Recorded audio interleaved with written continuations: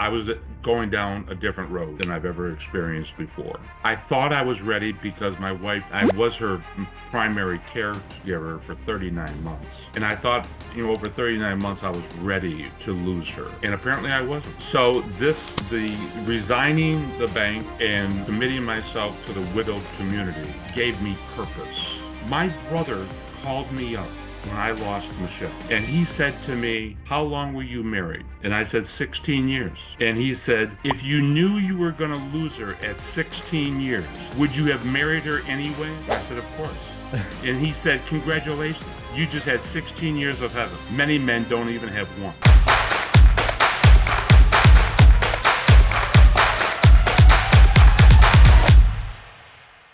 So welcome everybody to the Mark Ramey podcast.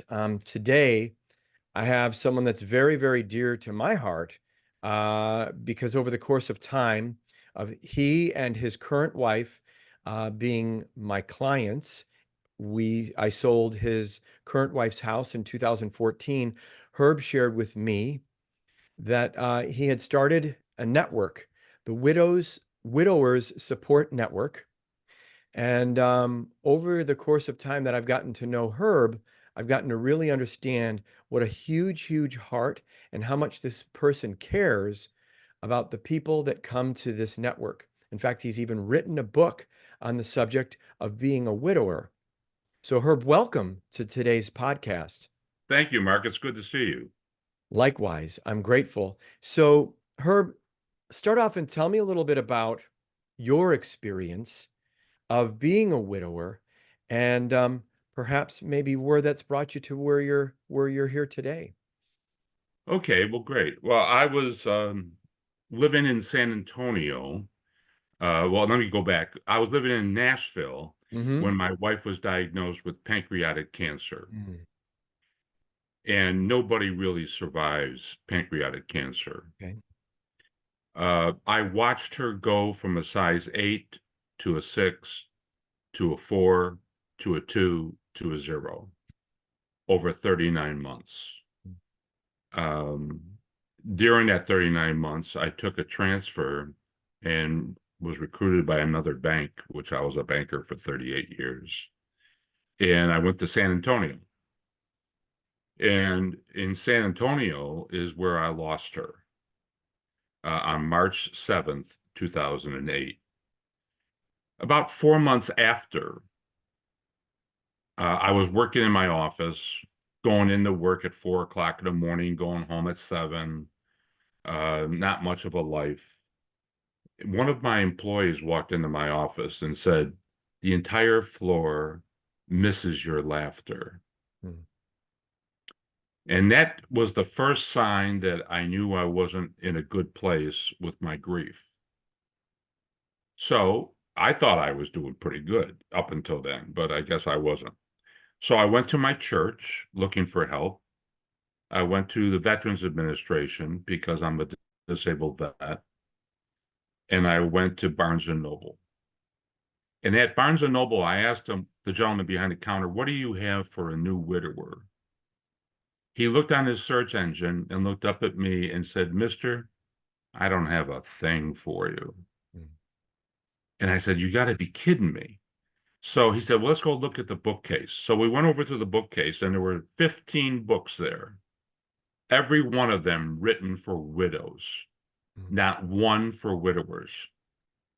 And I had written a book earlier in my life, and I thought, well, someone better write this damn book, and it might as well be me.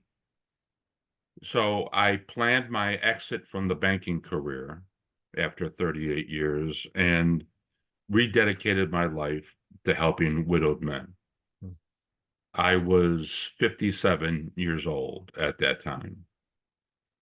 Um, I studied the widowers, their life for 8 years before I released the book finally in 2017. And it's still out there and it's still selling and people are still giving it great marks. In fact, it earns 4.5 stars out of 5 on Amazon. What's the title of the book? The Widower's Journey. Okay. Is it on audiobook also? Actually, it is. And yours truly is the voice behind it. Oh, wow. And I have the audiobook, the digital book, ebooks, and the paperback.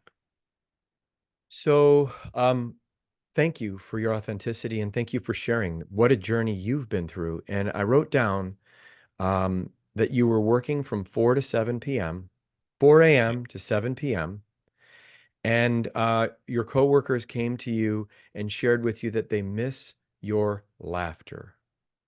Yeah. Tell me about that. Tell me about what was going on for you at that time in your experience. Well, it's interesting. I was in the top four men in the bank or people in the bank, and I had a lot of responsibility. And the CEO, who I reported to, actually removed some of my responsibilities from me because I apparently wasn't on top of my game. And I would have done the same thing if I was a CEO. I mean, I don't have a problem with him taking that action. But it was the first sign, along with the young lady who was only about 19 or 20 years old, who had the courage to say that to me. Um, I knew that I was going down a different road than I've ever experienced before. I thought I was ready because my wife, uh, I was her primary caregiver for 39 months. And I thought, over 39 months, I was ready to lose her, and apparently I wasn't. Um, so the resigning the bank and committing myself to the widowed community gave me purpose. And every man needs to have purpose. Mhm. Um, and many men, their wife is their purpose. They don't have, older men have a hard time making new friends. Their friends are either their colleagues, their customers, or maybe their neighbors, maybe the people at church. And that's pretty much it. Very few older men have friends from their youth. They've somehow distanced themselves. So I found my new purpose, and it's been the best thing I've ever done in my entire life, by far. I get beautiful emails every single week, people who appreciate what I'm doing because nobody else is doing what I'm doing. Nobody. Um, my membership of my group that I formed, they refer to my ministry as a ministry, Mhm. um, and they refer to it as the best resource for widowed men on planet Earth. Mm. And I think they got it right, because nobody has copied me yet. So that's pretty much it. Well, so tell me about, um, I wrote down that this young lady had the courage to tell you this. She was 19 years old and working for someone who had been, an executive or high up in a bank. Someone like that had the courage to tell you this. Then what was your path after that? I mean, for you personally, what did you go through that I mean, did you just jump right into starting the Widowers Network, or Oh did no. you have a path of resolution and healing that you had to go through? Well, there was a second step besides this young lady. The man who ran my collections department. Mhm. He was a good employee. We weren't really close, but he stopped by my office one night about 6 o'clock and said, "Come with me. We're going to dinner." And I said, "We're what?" And he said, "We're going to dinner, and I'm not going to take no for an answer." He saw that I was apparently struggling, and he took me out for a 3 hour relaxed outside in San Antonio dinner. that was just delightful. And he opened my eyes, and he become a dear friend since then. But he was an employee Yeah. more than anything. And he too had the courage to do what he did. So then I knew that I was about to leave my career, and I started to research the book because I didn't know what I didn't know. You know, Yeah. I have to get into the science of being a widower, Yeah. and not just my experience, but the experience of others. And others include people who are in their 20s and people who are in their 80s. Mm. It's the whole it's the whole range. Yeah. And then it's all the different circumstances. I mean, the men who have joined my group, some have lost their wives to cancer, some have lost their wives to suicide, some have lost their wives to automobile accidents. One even lost his wife to murder. You know, there was a man who's in my group. He's a doctor. He's an eye doctor in India. He's 33 years old. His wife is a doctor. She was 32 years old. And when she died, she was 6 months pregnant. Oh So no. he lost his firstborn as well. So I have all the different circumstances that I studied, and I wanted to be sure to not only be aware of the short-term impact of being widowed, but the long-term impact. And it's very different long-term, because men will look back and look at the early mistakes that they made Yeah. when they were sure that they were right in what they were doing. They were absolutely positive that they were anchored right. In fact, one man was engaged, and his fiancee broke the engagement. 2 weeks later, he was engaged to another woman. I became concerned about him. I Wow. called him up, and Wow. he thanked me for my call, and then he said, "Herb, I'm thinking clearly. My feet are anchored properly." And I said, "No, they're not, and no, you're not." Yeah, and about 6 months later, he came on my Facebook page, which I have a Facebook page just for men. What's the name of it? Widowers Support Network dash members only. And he came on that page and admitted that he had made a mistake. He revealed to the audience that I had called him and cautioned him, and that he was now getting divorced.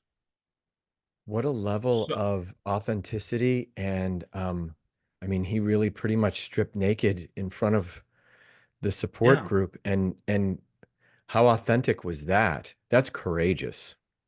we have 7 men who have come forward and admitted that that they had planned on committing suicide, and that my ministry helped them decide not to do that. I frankly think there were others besides the 7. So Uh, what I'm but noticing is you're providing a platform for people to become aware that they're not alone. They're oh, not the I only hear that all ones. the time. I Yeah. hear that all the time. Yes. And what's really fascinating, and maybe for your audience, I should clarify, what I offer is my book, The Widower's Journey, which we studied the short and long-term impact of being widowed. Mhm. Then I offer the Facebook page, Widowers Support Network dash members only, and that's strictly for men. And we screen them before we admit them. And then I have a second Facebook page for women and men, Mm. and that's called Widowers Support Network. And then I have my podcast, and then I have articles that I publish through various outlets. Um, so that's what we have to offer, and we do it all for free. Mm. Uh, and on the men's only Facebook page, we have an editorial calendar. So on Sundays, we talk sports, we talk faith, religion, Hmm. we talk cooking, we teach them how to cook because a lot of the men can't cook. We teach them how to raise their children because a lot of men are in over their heads with their youngins. Um, and we have music videos. On Wow. Monday we on Monday we talk Monday's money. I love On that. Tuesday, Wednesday, and Thursday, we have an editorial team of about 45 writers. Most of them are widowers, and they write columns for me. Nice. We have music on Tuesday, Friday, or Tuesday, Thursday, Saturday, and Sunday. We honor the Jewish faith on Friday.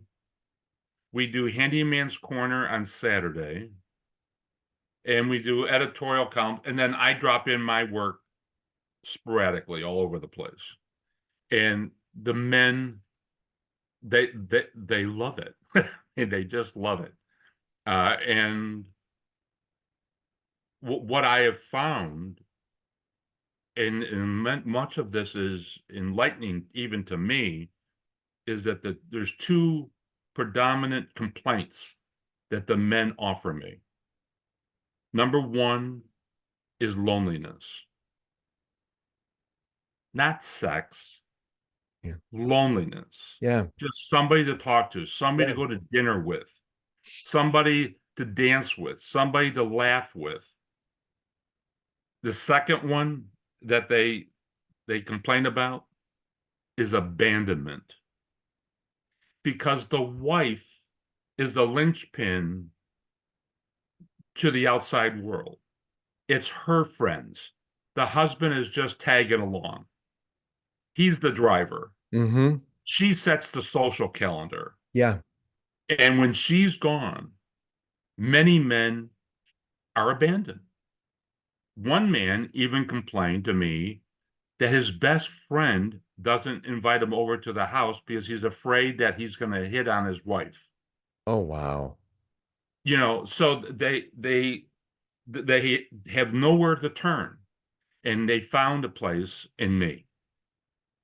Well, you shared earlier, you said that one of the hardest things for widowed men is to establish friendships. Big And time. and and one of the things that I wrote down is that one of the friends that came out of you when you left the bank, your your credit collector Yeah. acknowledged something that you needed, and he was courageous enough to step in and say, "Hey, we're going to dinner." Yeah. So I just had a dear friend and client pass away this weekend, Oh, I'm sorry. and I'll just thank you. And his wife is surviving him, and I will say, if I'm doing to be honest here, you know, even with my own history with my own parents passing, we never become experts at this. And I was like, I even caught myself saying, well, gosh, with everything that's going on with Darlene, I probably should just give her some space. And if it wasn't for her sister, who I'm also close with, who called me and said, Darlene thinks a lot of you. She would love to hear from you. It That's what jarred me enough to say, all right, I'm going to text her. I'm going to say, would you like to have dinner Thursday or Friday? Can I bring dinner to your house and visit you? And sure enough, what's interesting is I got immediate a response from Darlene saying, I would love that. That is so typical. Americans aren't sensitized to how to help somebody who's grief. Where our parents don't teach us that. Yeah. The Bible colleges and the seminaries where our clergy are trained don't teach it. Mm-mm. They expect them to take their accumulated skills and somehow handle it. but they don't teach it. And on my podcast number 23, Mm. I interviewed that doctor in India and three other gentlemen, a gentleman in Scotland, a gentleman in England, and a gentleman in Australia. And what I looked into on that podcast was the cultural differences between America and those countries when how they deal with grief when they have a loved one who's suffering. America pales by comparison. We look for excuses of or ways to justify not making contact Or avoid. or avoid it. Right. Avoidance. Yeah, Yeah. yeah. And I had a lady come up to me after I lost my wife, and her name was Michelle. Mm. Uh, and she said to me, "I didn't want to bother you." And my response was, "I wish you would have." You Yeah. know, but people look for ways to avoid it. Herb, from my own experience with my father, I was 9 when my mother passed. And, you know, I didn't figure this out only until 3 years ago, and I'm 55 years old. Thank goodness I have a wonderful, therapist, and she guided me through understanding this. She actually caught some of the words that I was saying, and I was telling her about the experience. My mother went into the hospital, when I was in September of 1976. And it was a sunny day. I remember we dropped her off, and I didn't see her till November, till Thanksgiving.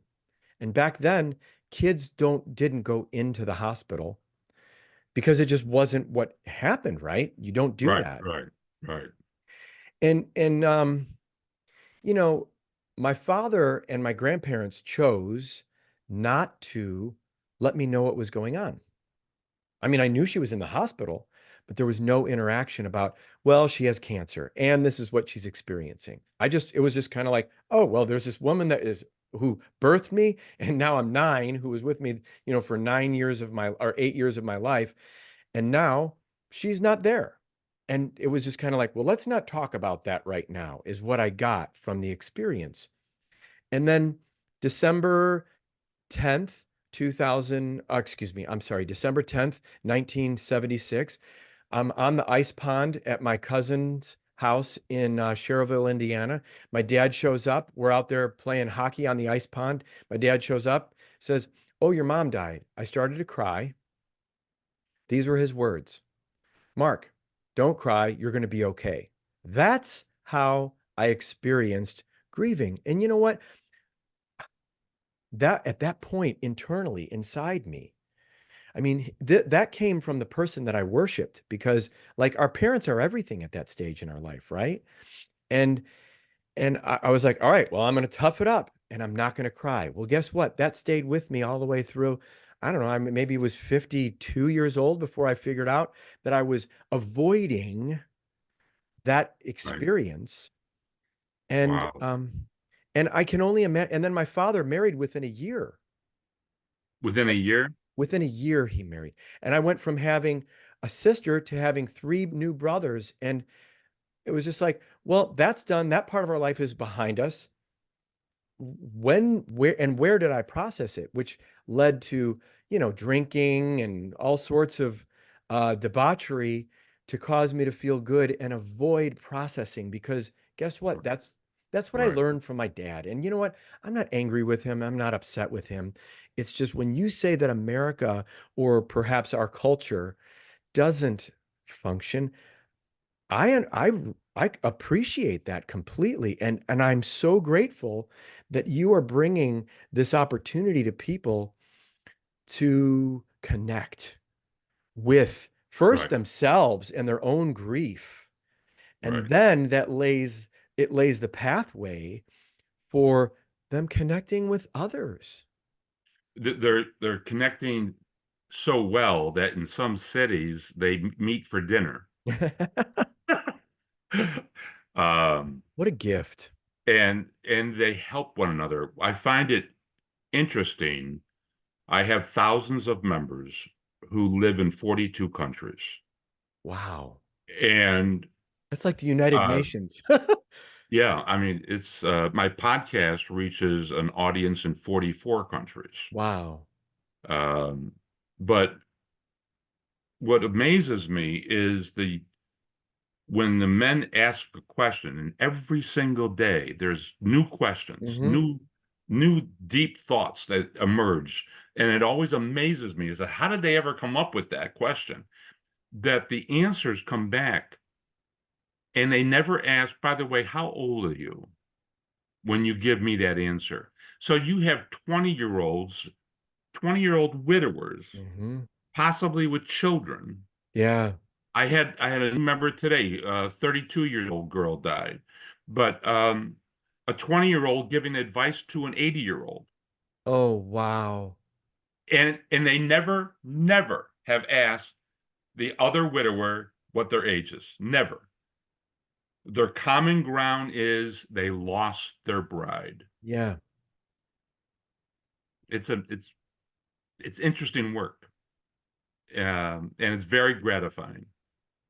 And how rich is it that the demographic of age just doesn't be it's not even part of it. And Yep. because the human mind is just a judging machine. How is it that that happens? Do you think it's because what's the format for the meetings? Are they live? Are they Zoom? Or what's the format when you are having? There's no meetings per se. It's just Oh, on the Facebook page. okay. Yeah. So they'll present a question, and then people around the world will respond. We'll chime And in. I have about 30 to 35 clergy. I had even a Catholic priest who recently died, who Oh, was a member of my group, but he was first widowed and then he became a priest. oh, wow. But I have about 30 to 35 rabbis and Baptist ministers and you name it. I mean, and they're full partners. They contribute heavily. Um, and I sometimes have to caution the men to clean up their language and stuff, because men are boys and they go off the Yes. reservation sometimes. But uh, they they all respect each other beautifully. I mean, it is something to behold. Have you ever had someone that was a same-sex couple Oh where yes. okay. Oh sure. Yeah. Yeah. I don't know how many I have, but I had one that we approved last week. Wow. It's interesting because the first thoughts that came to my mind when I heard about my dear friend Chuck dying this weekend was it's like transference. It's like, oh my gosh, what if that was Derek? What if that was, in your case, Maria? And we go there and it kind of really helps put into perspective just the value that each moment is. Breath, moment to moment, breath to breath. I mean, the average person, what is it, 27,750 days we all have on average? Yeah. And I'm at a place where I've used probably a two-thirds of them, and a third of all those days we spend sleeping. Right. That's So right. each moment, how are Yeah. we spending it? That's Am I going to be resentful or angry, or am I going to be in the flow and in love, in a space of? right. And what I'm seeing is your platform is reminding people of the value of let's step past this anger, let's step past the resentment, and what can our lives be, is what I'm Well, we also teach them how to celebrate the lives of their deceased oh, bride. wow. So like tomorrow's Valentine's Day. Yeah, And I wrote an article that we published last week as so the men could respond to it during this week. yeah. Um, we show them how to hold a dinner, and cook their wife's favorite recipes, Oh, and wow. invite the family over, and everybody has to tell a story about her. Oh, And don't be ashamed of using her name. yeah. But there's another dimension, and that is as the guys move on, they're impulsive. Men men are, let me give you this story. Men are fixers. So to prove the point, my brother was flying on a plane with his wife, and the little boy behind his wife was kicking the back of her seat. So she leans over and tells my brother, Mhm. that little boy is kicking my seat. So my little brother, he's a fixer. He leans over the top of his seat, looks at the little boy and says, knock it off. Well, she leans back over to him and says, what'd you do that for? And she said, well, you told me he was kicking your seat. He said, well, he was. But I didn't want you to do anything. I just wanted you to know about it. Men have instincts. And when the wife says the light bulb is out, what she's really saying is fix the lamp. Yeah, And we do that. We know our role, yeah, right? Well, sometimes when we see ourselves as widowers, we see ourselves as being broken and we want to fix it. So what's missing? A woman. And I tell them, have you priced a divorce lately? I said, your wife, when she passed, all of her assets were passed to you. If this doesn't work out with this new lady, she's going to take half the house with her, right, you know, and right, maybe more. right. Now, so there are predator women and there are predator men. But some of these guys are impulsive and they marry the first girl they date until later, and then over half will end in divorce. Wow, wow. So then, Now, so then let's add to the angst and anguish that we're already experiencing. yeah. Yeah. I had a case today where a man went on my Facebook page and he talked about he made a mistake. He married a girl he shouldn't have married, and now he regrets it, and he's hoping they can work it out, but he doesn't think so. I mean, today I lived that with trying to help this man. Yeah. They are just impulsive and they don't think. They and it's dangerous. There is a man in my book. He was in my audience at one of my speaking engagements. Mm-hmm. He came up to me and handed me his phone number on a piece of paper and he said, please call me. So I waited a couple days. I called him and he said, I know you're writing your book. I want to share my story because I want to alert all the other men out there. Oh, wow. His story was, now this is a man who is a stockbroker. So he knows money. Yeah.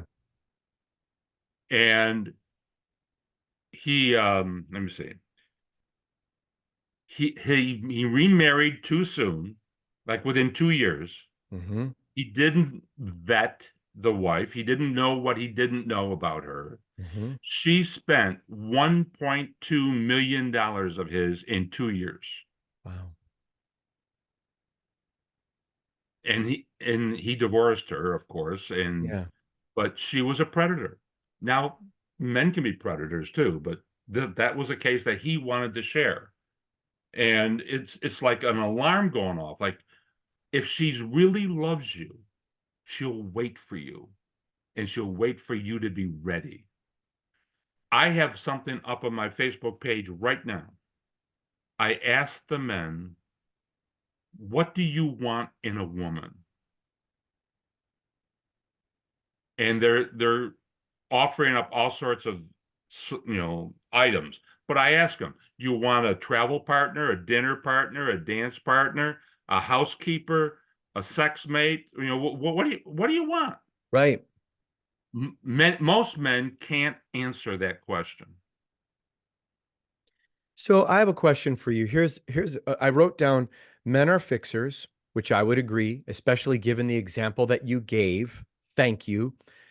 And then I also wrote down wait for me to be ready. And so what's become apparent to me and from my own experience, I'll have to claim, I think, do you think that these men and including myself, I was looking to fix something. I spent a long portion of my life not avoiding the grief, avoiding processing the emotion, avoiding and fixing it with things that just made me feel good for the moment. And it was all external. And I was fixing it from the outside as opposed to looking inside, which I think is really hard to do. Looking internal and saying, why do I have this grief? What is truly coming up for me? And what does this mean?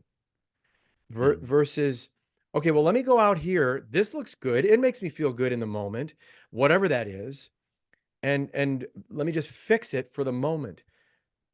And what I've learned is the moment that I get what my brain is saying, go get that and you'll feel better. The moment I get there, my brain, it takes a post-it note, slaps it on my forehead and says, all right, you're not happy yet until you go get this.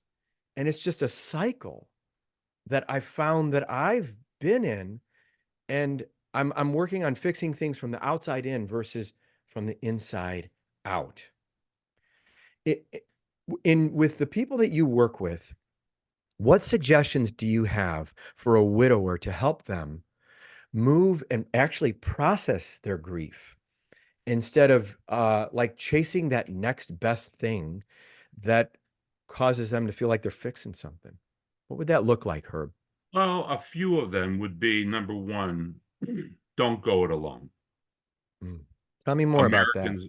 Americans are more apt to do that than other countries. They will go it alone. And what American men will frequently do is someone who knew their wife, a friend, a neighbor, or coworker, will contact him and offer their assistance. And he'll say, I'm okay. Thanks a lot. Leave me alone with my grief.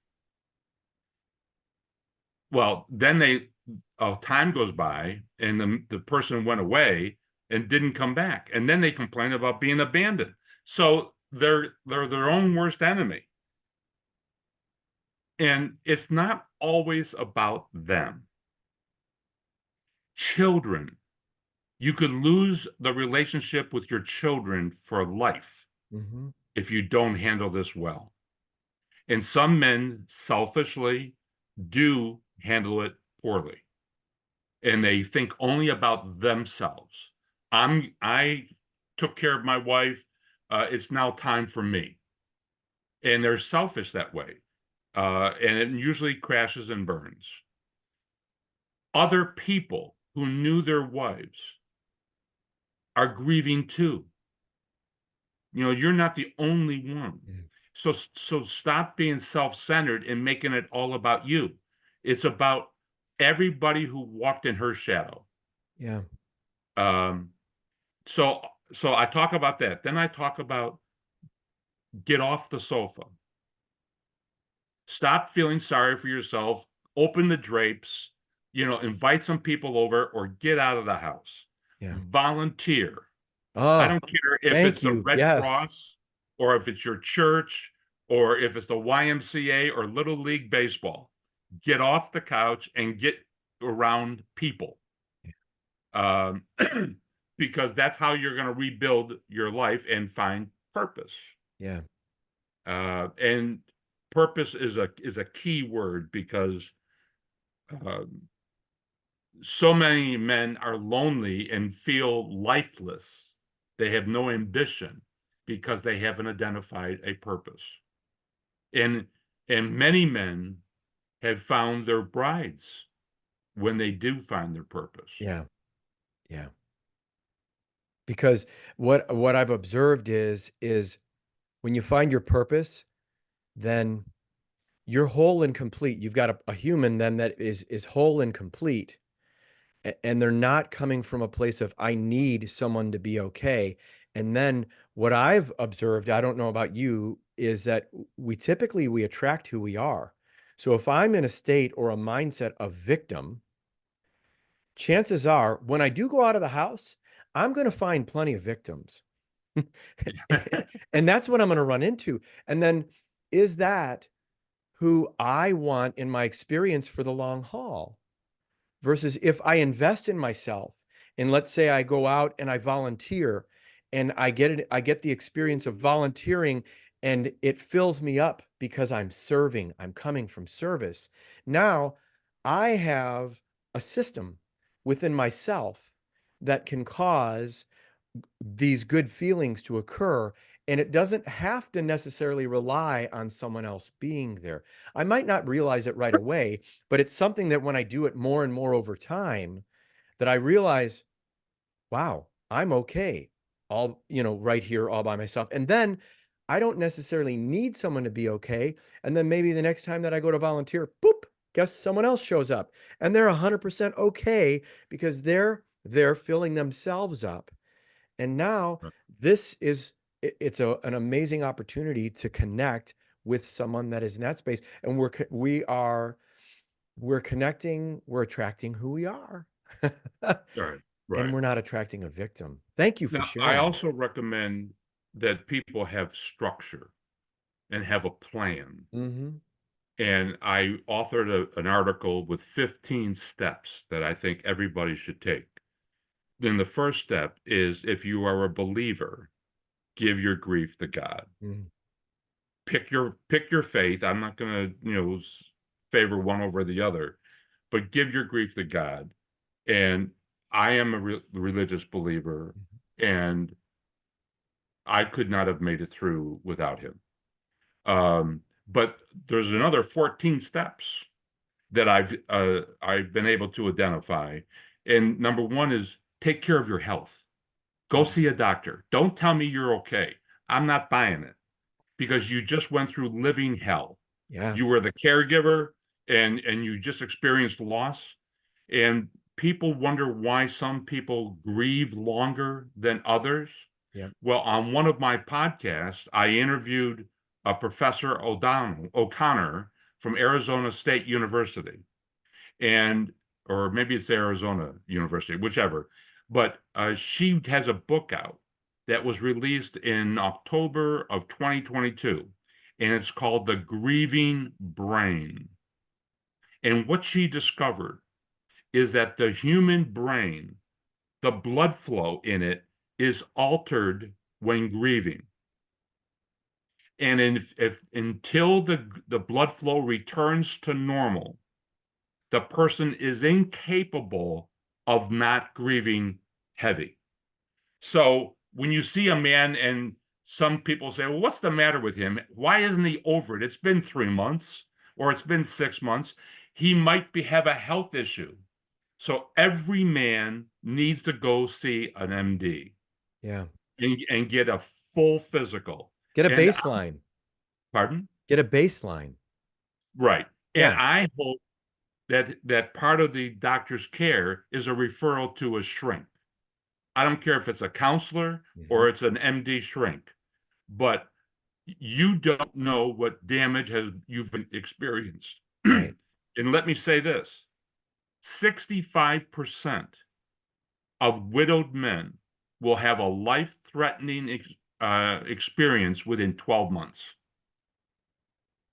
So it's a serious matter. You've ignored yourself, that Yeah. pain, that ache. You said, well, I'm not going to worry about that. After all, my wife is here and she's dying. You need to go see a doctor. And in the rest of the steps, lay out what I think a person ought to be doing.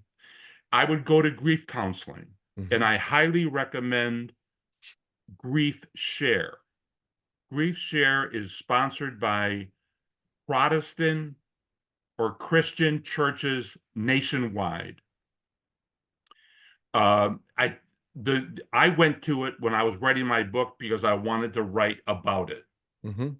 and I went through like 12 weeks, and it's for people who have lost someone they care about. It's not just wives; it's parents, it's children, it's whatever, Mhm. and it's well produced. There's videos galore. There's a wonderful workbook. And I think I paid $20 for the workbook. The classes were free, at Mhm. least at the church that I went to. And it's a great program. Now, I'm a Catholic, but I still got a lot out of that program. It didn't have to be Catholic to be Right. good. Yeah. Okay. Yeah. That's Um, meaningful. So there's many facets of this industry.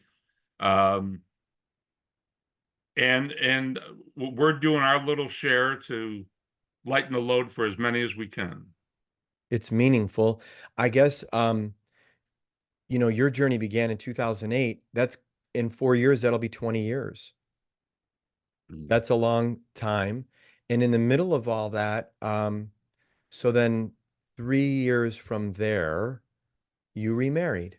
Talk to me a little bit about that, okay? Okay. I joined eHarmony. Mhm.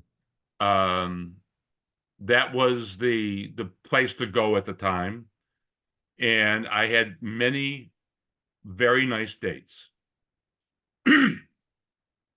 And then I came across Maria, and Maria was matched up to me. Um, so we talked on the internet, and then we talked on the phone. So it's a funny story. We were on the phone for about 5 minutes, no more. And she said, "Okay, goodbye." And I thought, okay, I haven't been dismissed by a woman that cleanly in 40 years. I mean, she just dismissed me. So I laughed about it, and I even told my friends about it. Then 4 days later, my phone rang, and it's Maria, and she said, "Anything else?" And I said, "Well, yeah. What was that Monday night?" And she said, "Well, I didn't think it was going anywhere, so I ended it." I said, "I think we better meet." So so we went to Seasons 52 in Orlando, Mhm. and we met there, and she told all of her friends where she was gonna be in case I kidnapped her or something. And she came bouncing in the front door. I was already there and waiting for her. We had a pleasant meal. I walked her to her car, and I scored big points by not making a pass at her in the parking lot. She told me later. And we were married about a year and a half later Mm. on a cruise ship off the coast of Venice, Italy. Wow. Wow. Tell me a little bit of I guess that's a beautiful it's almost storybook the way that Yeah. happened, and yet, um, you spent 3 years before that happened. Tell me a little bit about the work that you did that caused you to be in the space to know, "Okay, it's time for me to get on eHarmony," or, "Okay, it's time for me to go on some dates." What did that work look like for you? I um I was working at the bank. I wasn't even thinking about dating. And I talked to a counselor at VA, and she said to me, Why aren't you dating?" And I responded, "That'd be cheating, isn't it?" And the counselor went on for some more questions, and then she came back to it. And she said, "Tell me again why you're not dating." And I came up with, some answer that she didn't buy. And she said, you need to be introduced to some women. So I went to my stepson, who was like 21, 22 years old when my wife died. Mhm. And I said, "Do you think I loved your mother?" And he said, "Yes." And I said, I did, and I still do. Mm. But I'm going to introduce myself to some women." And his response was, "It's about time." Now, if his response was different, I would have responded differently. Yeah. And that's a dangerous point that I see time and time again with these men. They're not sensitized enough. They don't even care what the kids think, Yeah. you know, and that's dangerous territory. That's really bad. and that'll come back and haunt you, especially if you get divorced from the lady eventually. Right, right. Try to reunite, Then and it's a I told you the so. kids, yeah, the kids, yeah, exactly, exactly. Um, So so that's how I started dating different ladies and met Maria. part what I'm hearing then, Herb, is part of your process in stepping forward into that realm of meeting new women and dating was um, checking in with primary relationship, which at Yeah, that time was your kid, right, right, and right. you knowing that you were honoring that relationship and understanding where they're at also. Um, does that have to be a certain amount of time? What are you noticing about that? No, no, it doesn't. It's a lot of people look for that. Okay. Um, I just don't believe that men can be ready in short time periods. I'll give you another example. Okay. There was a man who lost his wife, and I was trying to coach him, and he was engaged. He invited a woman into town where he lives, and they got engaged the first weekend. Mm-hmm. Oh, She got scared and she went back home. And I then a couple of weeks went by and he had another woman come into town. oh no. So I say to him, just do me a favor. Don't get married for 6 months. And he said, I can't promise you that. I said, what's your hurry? You know, I mean, there's nothing magical about it. And there's danger signs all over the place. Yeah. And when you were 19 and dating your wife, you didn't have any baggage. Mm. Now you have lots of baggage. You have a life's worth of baggage. Yeah. You've got dependent children. You've got a career. You've made lifelong enemies of certain people. You have certain family traditions of going to a certain city for Christmas every year, and maybe the lady wants to go to a different city. Yeah. You have baggage, and you have to do your due diligence and vet each other, and you have to disclose yourself too, Yeah. fully, or be prepared for it to, crash and burn years from now, or maybe even months from now. Because you fixed it. Right. Yeah. Yes. Um, so there's no special time, but let me say this. I have all sorts of men among my followers. I have highly educated people, PhDs, and I have, laborers. And they all make mistakes. Now, I have one man who I'm thinking of as I'm talking with you, who was a high roller, very gifted in marketing, owned his own company, big successes, big Mm-hmm. successes. He was sort of impulsive and he made a lot of decisions, life decisions, within 2 years of his wife's death. Mm-hmm. And then it fell apart. And now he's now like 5 years in, and he's trying to get his sea legs back. Yeah. He's trying to find out, where do I need to be in life, because he doesn't know anymore. Yeah. He is regardless of how brilliant he is and how successful he is, he's nowhere.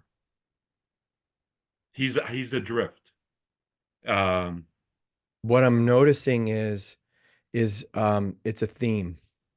If we don't take time to resolve what's in here, it's playing the shell game and moving stuff around out here isn't going to fix this. It's not right. going to resolve this. And, We have to do and the work. I have a way of addressing that. I always tell them, celebrate your wife's life by living yours. Mm. And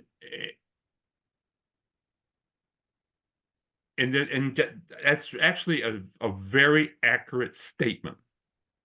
Celebrate her life. Now, your wife chose you over all the other men that were available to her. She chose you, Mm. and she gave you every breath that she was capable of breathing. You should be celebrating that. Yeah. My brother called me up when I lost Michelle, and he said to me, "How long were you married?"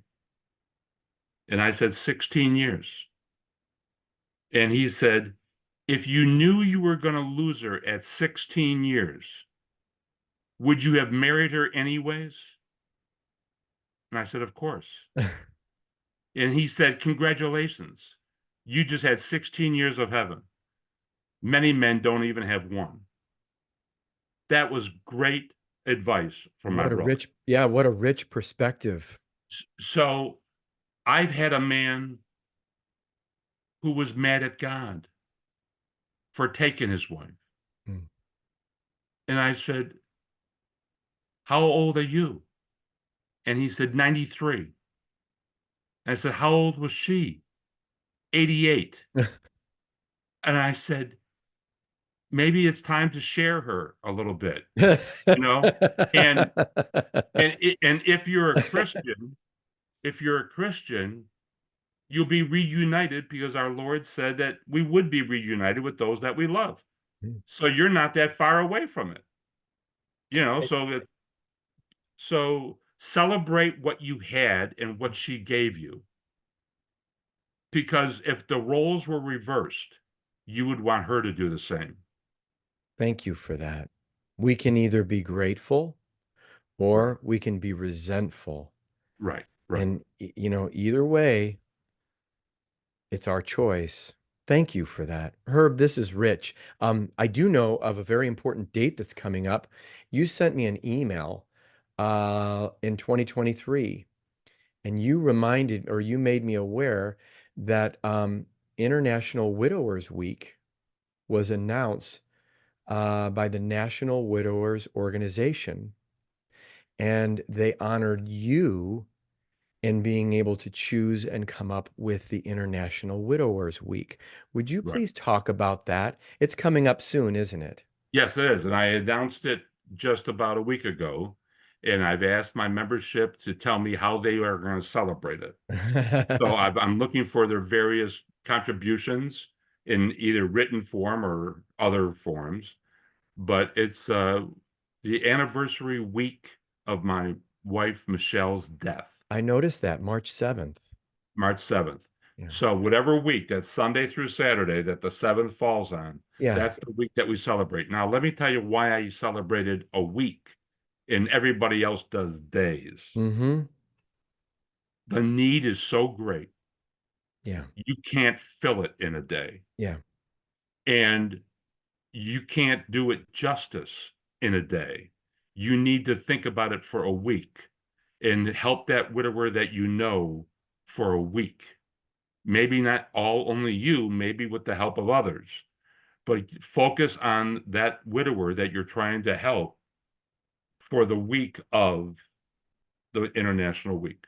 And what I think is so beautiful is earlier on you said that one of the most powerful tools that we can implement in our experience to go beyond our grief is structure. Right, And what you've done is you've just brought another tool of structure into our experience so that we can remember, we can take time and to care for ourselves and to right. remember that person that was so meaningful to us. Most people, when I ask them, can you name a widower? Most cannot. They can name widows, but there aren't that many compared to Really? widows. Yes, and 1 out of every 5 men that you know will be widowed. Mm. and some of them twice. I have two brothers who each lost two wives, four women in one family, and the Wow. brothers are still alive. So yeah, um, I lost my train of thought. Edit that. No, it's all rich. What you're saying is meaningful. It just goes to show the reality that this touches all of us. And quite frankly, Herb, I if I do a be honest, up until maybe a year ago, I forgot to even think of my own father as a widower. I mean, maybe it was because he got married so quickly. I don't know what it was, but darn it, he was a widower. And I was affected by his experience of being a widower. Well, true confessions, my father was a widower, Mm, and he lived for about 13 years as a widower. mm. I once asked him, he on my 35th birthday, when I was a bachelor, he asked me, "When are you going to get married?" And I said, "Just as soon as I'm ready." And he said, "What does the Bible teach you?" I said, "Well, why don't you remind me?" And he said, "You get three score and 10." Now, a score is 20. So Okay. three score and 10. So you get 70. He said, "You're halfway there at 35. Sell it while you still got it." Yeah. And I said, "Well, I don't see you dating." And he said, "I'd rather have a cheese sandwich." My father had a sense of humor. Yeah, I could But tell. but the point is, I did not respect my father being a widower either. I lost my mother when I was 32, Oh, wow. and she had 11 children. And I wasn't sensitized to it like Hmm. most Americans. I didn't fuss over my father. I didn't buy him books to read. I didn't make sure he had enough food. I didn't make sure he went and saw a doctor. I was absent. I was AWOL, Yeah. and I'm ashamed of that. But let me tell you also that I used to be on the board of directors for a performing arts center. When I was writing my book, I thought, there's a play in this book.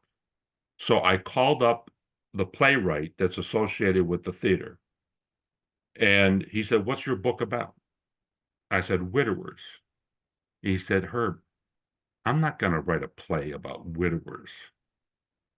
Okay, fine. Then I started sending him, because I'm a relentless kind of guy, I started sending him a paragraph or two every week for 6 weeks. And it was the quotes of my members and what they were saying to me. And I was just passing them on to him. I Hmm. never heard back from him. He didn't reply, but I kept sending them, kept sending them. Then all of a sudden, a script arrived in my inbox. And I called him up and I said, "What's this all about?" And he said, "When you called me up and asked me if I wanted to write a play about widowers, I'm embarrassed to say I had forgotten my father was a widower." Interesting. And what those six memos that you sent me with the quotes of your membership, what they were saying, I saw in my father, My father. and I had to write the play. Yeah. The play was produced.